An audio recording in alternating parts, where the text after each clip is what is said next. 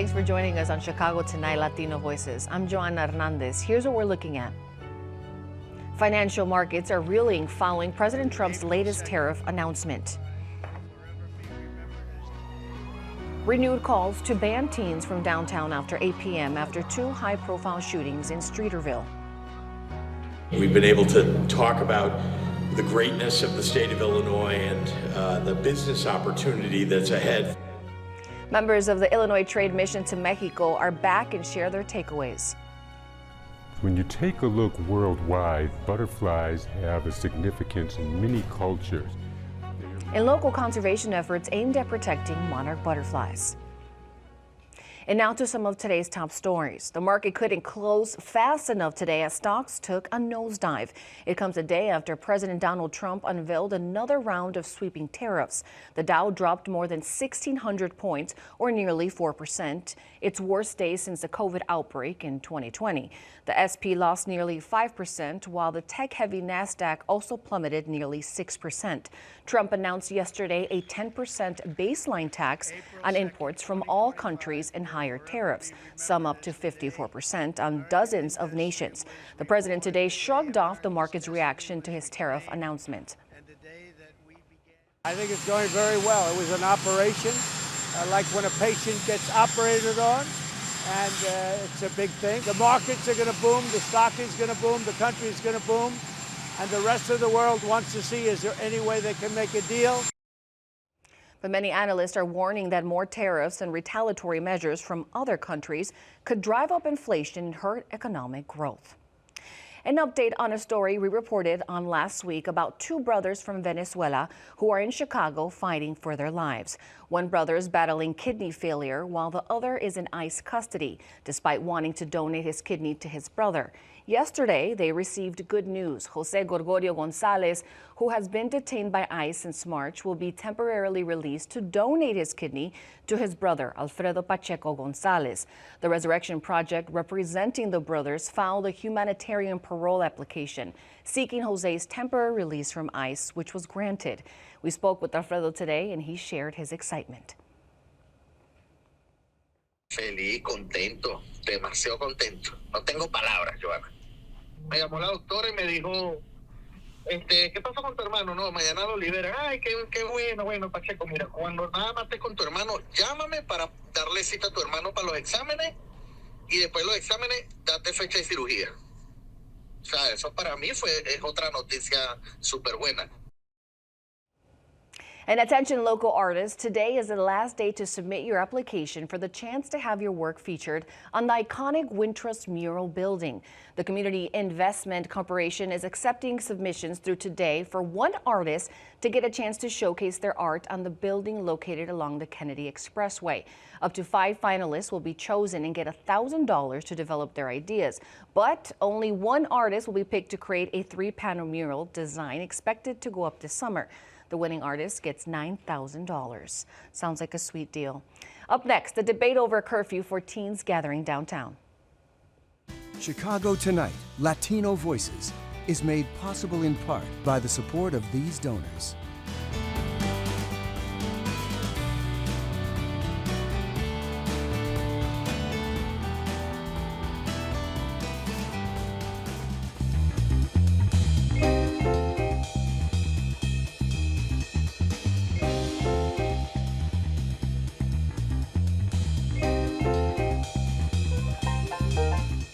So-called teen takeovers are a popular trend among some young people. The latest instance happened over the weekend when a crowd of hundreds of teens congregated in Streeterville. One teen was shot while another was stabbed, and multiple police officers were injured. The scene reignited the curfew conversation with calls to change the current curfew from 10 p.m. to 8 p.m. Joining us to discuss more are 2nd Ward Alderman Byron Hopkins, who represents areas like Streeterville and River North, and 25th Ward Alderman Byron Cicho Lopez, who represents areas like Pilsen and Little Village. Thank you both for joining us. Alderman Hopkins, I want to start with you. You like to see the current curfew change. Why do you think that shift will help curb the issues of what we're calling teen takeovers? Well, because the 10 p.m. curfew is actually an effective tool. I was out there last week and I personally witnessed police officers enforcing the 10 p.m. curfew shortly after the 10 o'clock hour passed. It had a chilling effect on some of the chaos and mayhem that was happening. The teens saw the police moving in and they dispersed. So that's what we need to do. We need to do it 2 hours earlier, because so far the 2 mass teen takeover events that have happened in the month of March both involve gunfire. Both of the shots fired incidents happened shortly after 8 p.m. So we need to use this tool a little bit sooner to prevent people from being shot. And Alderman Citro Lopez, what is your take on this? Look, I think that we are failing our young people in Chicago. I think that and it's not a new issue; it's a recurrent issue. These curfews, these restrictions do not do anything to address the root causes of this. I do think that what the city has to do, especially in light of what we're seeing right now in the federal government, the disinvestment, the federal government just took $153 million in substance abuse programs for the state of Illinois. What we cannot do is continue to fail. We see what the Rahm Emanuel administration did. They closed 50 schools in the poorest areas of the city. Continues to pay the consequences of that. I do think that what we need as a city and as a state, I think this is not only the responsibility of the city, to develop more programming, more opportunities, more spaces for young people. Always, when you go anywhere, the first questions I always get, how are the kids? And I tell you that today the kids are not doing well. And I think that a responsibility for us is actually to find real solutions to address the lack of investment in the young people, and that's what we're trying to do. I do have a question. Some people would argue that there has been a big push of an effort to bring forth more programs, like from organizations like Build and You Can. Is there enough? Well, look, when you close 50 schools in the poorest areas of the city, that was a bloodbath. And we still, these are lasting consequences. When we continue to see the disinvestment, that's what I'm calling on the governor, right? I have programs like Love City, a program that we invested. The only grant that we received from the city, I think, 2022. I did interview them, and just so people know, it's a media company where teens come and they can create different types of shows and movies. In fact, that program is doing well. And they don't have enough space. They don't have enough space. We need to invest more on that. Actually, been talking to residents of Streeterville. There's another Track Records, a company that does hip hop and has been doing a lot of in our house music, in our community. They want to partner up. I think our communities need to work together. We need to invest more so that they have more opportunities. But those restrictions, those draconian solutions are only going to, if anything, get more people, more defiance, more. Is not going to address the issue. Is going to just, if anything, embolden. I think that what we need to do as a city, as a state, is to develop solutions together. We need to work with the governor. We need to work together to invest in young people. And Alderman Hawkins, what are your thoughts on what he's saying? Well, I actually agree with my colleague, and I wish he agreed with me. I agree with him on the need to do a better job addressing the root causes. That is absolutely something we're all on the same page in. As a matter of fact, after the most recent incident where 300 teens took over the streets of Streeterville, committed a variety of crimes, shoplifting, vandalism, attacks on police officers, and a shooting, the next day, 1,500 teens came down to Streeterville. And you know what they did? They went to an organized event at Navy Pier. They had a job fair. We had counselors on hand. We had organized activity. We had programs. We had arts. We had all sorts of things to bring them into the fold and show them there's an alternative to a life of crime. It worked. We support that. What I need is my colleague to support the other side. When the violence breaks out, we need an immediate response. We need law enforcement. You can't break up a riot with a job fair. It simply doesn't work. So it's a two-pronged approach, and I think it's very destructive to pit one against the other. I'm ready to invest even more in the root causes. In fact, this mayor is spending significantly more money than Mayor Lightfoot did, and Mayor Lightfoot spent significantly more money than Mayor Emanuel did. We are doing more than we ever have done as a city to address those root causes, to provide those kinds of social support programs, to have violence interrupters on the street. In fact, we had violence interrupters out there in Streeterville in both of these incidents. So we're doing that, and we need to continue doing that, but that won't stop the violence when it breaks out. Only police intervention will. And I want to bring in a young voice, and we actually spoke with a youth leader earlier today who shared his reaction to the curfews. Let's take a listen. Like, we're dealing with this again, and I feel like the curfews aren't working, so why are we trying to enforce it again? It was like, when are we going to have a sit down and actually talk and see, like, what is going on? Like, why do you guys feel the need to do this? Alderman Barranquilla Lopez, how can the city bring youth into the solution-making process? I mean, again, you said this is not, problem that just happened. This has been going on. I mean, it starts in our budgets. Our budgets are moral documents. Many of our colleagues wanted to cut even more in our youth programming. I think that we need to do more in terms of investing in summer programming. We need to call on the governor. The Love City program is about to lose funding in June. I mean, we're not doing enough. And when we look at the federal level, what is happening, I think that this is a call for action for the governor, for the mayor, for all of us to work together to create more safe places. I will challenge us, all of us. Look, choose Chicago. They have almost a $27 million budget for bringing tourists. I think that we do a lot for tourism, not enough for young. I challenge us, all of us, to do more of what Alderman Hopkins said. But I'm listening to the young people, and they're saying the curfews are not working. Let's not continue going in the wrong direction. Let's change courses, and let's demand, again, of investment from the governor, from our mayor, from the city council, to create opportunities. These young kids need our leadership in this moment. And Alderman Hopkins, it seems like you do agree with what he's saying, but what you're thinking is you're thinking about your residents. Absolutely. I can't understate the corrosive effects of these violent takeovers. Hundreds of people running up and down the streets, robbing from the convenience stores, harming people. We had a pregnant woman who was attacked in a similar event last year who wound up miscarrying. There's a very serious problem, and it needs an immediate solution. It needs a law enforcement solution. Would you say this is about public safety for you?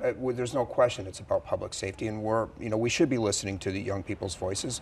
And of course, a 12-year-old doesn't want to have a curfew. But again, the curfew restrictions here are for unaccompanied minors only who are congregating in mass groups downtown without supervision. It's not for someone going to a job. It's not for someone going to an organized event or a ticketed event, or this is important. It's not for someone with adult supervision. These are for 12, 13, 14-year-olds on the streets of downtown at 9, 10, 11 o'clock at night with no supervision. It's really hard to say that that's acceptable, because in any organized society, it is simply not acceptable. Children need supervision. Yeah, but unfortunately, again, what are we doing to create more jobs, more opportunities? I mean, these are many of the parents who are working 2, 3 jobs. These are coming from our communities that don't have anything for the kids out there. So what we're going to do effectively is to send them right back. We cannot dehumanize, we cannot criminalize the young people who need us the most. The school closures to talk happen about there. the critics of the curfew say it punishes all young people for the action of a few. How do you respond to that? Absolutely, and that's what we do when we have blanket policies like curfews. I do think, like I said, we need to invest, we need to look at, I'll be the first one. We invited residents of Streeterville. I said, I even give you a name, Track Records, a renowned house music program that wants to partner with us. I think we need more partnerships. You're talking about investing in more programs. Absolutely, and the state level, we can cut it back. I'm really concerned about, I really would like to, now that the governor comes back from Mexico, we need to have a sit down. We need to create these jobs locally, and we need to invest in young people even more. And Alderman Hopkins, we only have a couple seconds, so what would be your message to the mayor? My message to the mayor is he needs to support this very simple tool. We have an established 10 p.m. curfew. It's working. We've seen it work. All we have to do is start it at 8 p.m. and the same things that stop the mayhem and the violence at 10 can be used to stop the mayhem and the violence at 8. This could potentially save lives. Well, thank you both for your input. Thank you. Thanks, Joanna. Up next, takeaways from an Illinois trade mission to Mexico.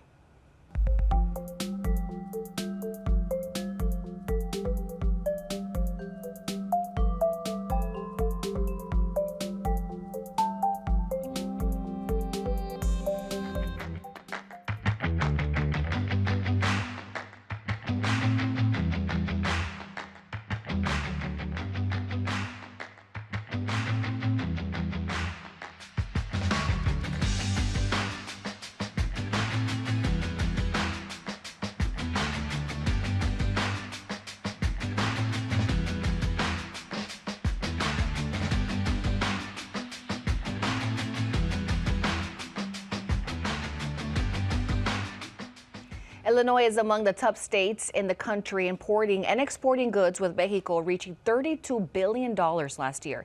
Industries topping the list include chemicals, agriculture, products, beverages, and more. As uncertainty rises over the state of U.S. trade relationships, a delegation of state officials and business leaders were in Mexico this week to meet fellow leaders with the goal of strengthening their economic partnership. Joining us are 2 members of the delegation, and that is Christy George, President and CEO of Intersect Illinois, an economic development organization focused on bringing new businesses and investment to Illinois. And State Senator Cristina Castro, thank you both for joining us. Senator Castro, I want to start with you. Why was it important for you to join Governor J.B. Pritzker on this trade mission to Mexico? Well, first off, I was honored to be part of the delegation, and I want to thank Governor Pritzker as well as Christy George and the rest of Intersect Illinois. As a Mexican American and a proud Illinoisan, it was I was elected in 2017, and I was the first Mexicana elected in the suburbs, and it just talks about the growth of Mexican population. But we are a major partner with Mexico when it comes to export, and so it was an amazing opportunity to go be a part of that, but also for the Mexican delegation that was out there to see, we're here, Illinois is here to do business and wants to do more business with Mexico. But as a lawmaker, for them, it was very exciting to see many Mexican lawmakers. Of course, there was myself, Senator Villanueva, and Leader Lisa Hernandez, Representative Hernandez, be a part of that. It showed that they also had partners on the other side in the state of Illinois. And that they exist, I can imagine. And Senator, what did Mexican officials convey? What do you want to tell the public about what that conversation was like? I was going to say, I was a part of many conversations. As a lawmaker, it was like, how do we help them come to Illinois and do business with Illinois? And that's one of the things that I was very interested in hearing their perspective. If there were any barriers, how could we help them reduce those barriers? How can we work with Intersect and DCEO to even out those barriers so the more folks will invest? There is a willingness to invest, and they were very excited to see many of us that were part of those conversations, including myself, to say, here, I'm here to help you. I'm here to be an ally for you. So you have allies in Governor J.B. Pritzker, allies in folks at Intersect Illinois, as well as DCO, but also allies in the General Assembly that want you to come and do business here. And so I think being a part of those conversations, we got to hear their perspectives on things. They also got to hear our perspective on things, but also to realize they have partners all from every level of government. And Christy, can you talk about the significance of building state-level investments and relationships with partners like Mexico and to take a trip like this? No, absolutely. It was incredibly important. I'd echo Senator Castro's comments. We have a huge import and export relationship, and the success of Illinois depends on relationships like these. Our economic success depends upon relationships like these. It's incredibly important for us to be able to strengthen those relationships, which is one of the key reasons why we went. As you had shared earlier, Mexico is Illinois' third largest import market. Our imports last year were roughly $19 billion. And Mexico is Illinois' second largest export market. Illinois exported nearly $13 billion to Mexico last year. So it's incredibly important that we engage in those relationships. Having such a strong connection helps us. We have nearly 3,000 Mexican companies operating in Illinois, companies like Grupo Bimpo, Orbia, Telemark Corporation. And to add to Senator Castro's comments, we have 1.7 million Mexican American residents here in Illinois. So it's incredibly important that we're there and that we stand with them during this time of uncertainty. And Christy, what would you say was the biggest thing you took away from this trip? You know, that collaboration is so incredibly important, particularly during these times of uncertainty. You know, the lieutenant governor said it best. She quoted in a meeting with a business, she said, you know, when the roots run deep, there's no reason to fear the wind. And what was so incredibly important and so powerful in that moment was showing that that level of partnership, that level of collaboration, that level of feeling like family, that was real for us, and that's real to our partners in Mexico, and to make sure that they felt it, that we were able to be there, look them in the eye, and say that we are with you. That was paramount coming out of this trip. And talking about partnerships, Senator Castro, you joined the governor as he signed the Illinois-Mexico Sister State Memorandum of Understanding with the Mexico State Governor. Can you tell us more about the purpose of this agreement? I think what was the purpose of the agreement is obviously reaffirming something that was signed 35 years ago, right? And it also reaffirms our partnership with Mexico, that no matter what's going on at the federal government, that we are here and we are going to continue to be partners and we are going to find solutions no matter what's troubling and coming out of Washington. And that's me speaking, of course. And so I think one of the things is like reaffirmation. And look, the governor of Mexico City was very appreciative of the fact that there was this enormous delegation that was there to stand with her and say, hey, we're going to continue the business is open in Illinois and we're here to be a partner. She was very grateful to all of us and obviously to Intersect and everyone that was there to foster that relationship. And Christy, Pritzker said uncertainty could lead to less investment from Mexico. Do you agree? Absolutely, I agree with that. But what I would say is that we were able to strengthen our partnerships with so many different Mexican companies during our trade mission. We were able to pitch directly to 50 major Mexican companies.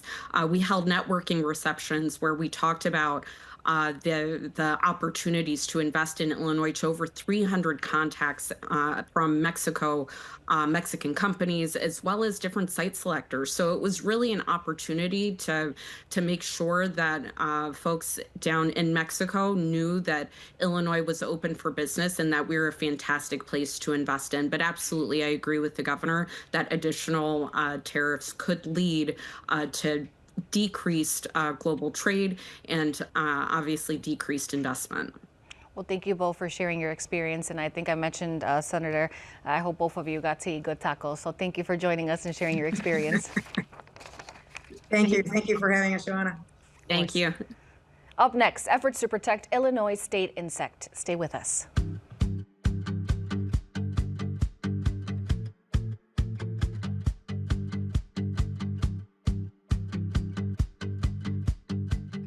The U.S. Fish and Wildlife Service is pushing for monarch butterflies to gain a federally protected status. It comes as local residents have been making moves to conserve the species, which is an Illinois state insect, for years. Researchers say while this year's monarch butterfly count rebounded from a near record low in 2024, numbers are still well below a sustainable target. And these unique pollinators are an important part of the local ecosystem with deep culture connections in the Mexican community. They are an insect pollinator, and most people think about pollination in conjunction with honeybees and bumblebees because they are so very important to our food crops. However, butterflies can be very important to our wildflower populations. Brookfield Zoo works with the Illinois Monarch Project to help protect the insects population through educational services, conservation efforts, and meeting goals to plant native milkweed for the butterflies to eat and lay eggs on. Manager of Interpretive Programs Andre Copeland emphasizes the ecological and cultural importance of monarchs. When you take a look worldwide, butterflies have a significance in many cultures.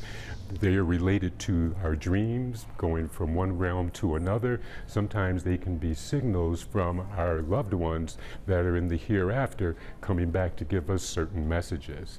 Here in Illinois, they have a special significance because in 1975, a group of school children in Decatur lobbied successfully to have the monarch butterfly considered our state insect. And in 2017, milkweed was adopted as the Illinois state wildflower. So these animals can have an intrinsic value, but they can also have a value that's really rooted in our literature and our spirituality.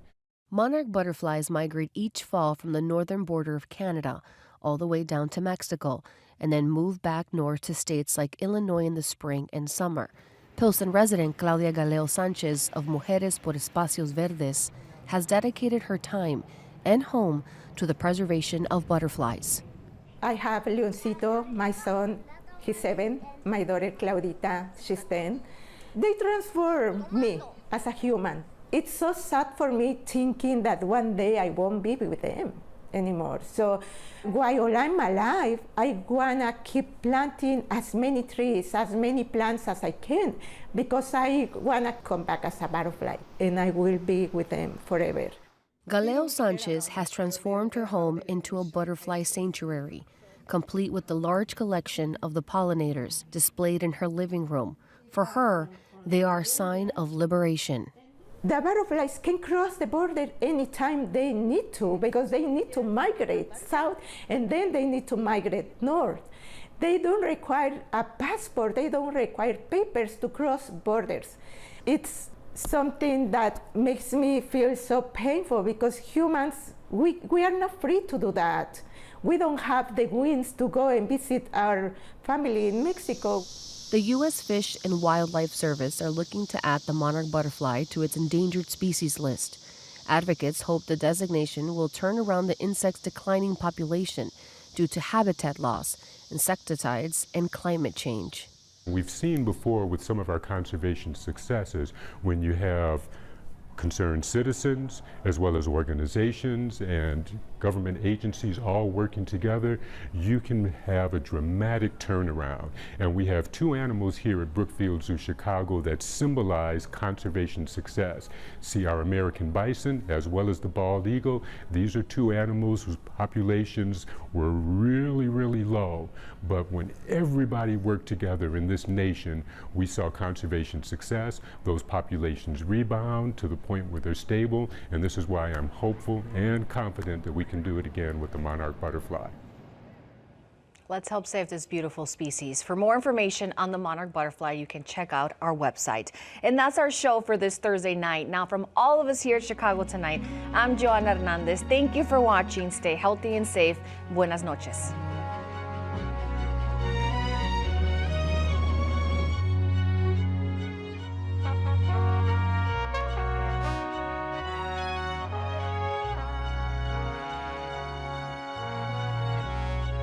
Closed captioning is made possible by Robert A. Clifford and Clifford Law Offices, a personal injury law firm serving Chicago for 37 years.